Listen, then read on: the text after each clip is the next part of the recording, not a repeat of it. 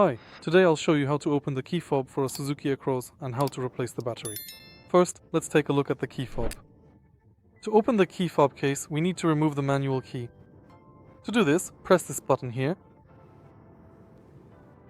and pull out the key.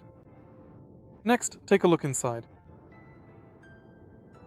Right in the center of the key fob, you will see a very thin slot, where we are going to need to carefully insert our tool. The tip of our key, for example, or a flathead screwdriver. Like this.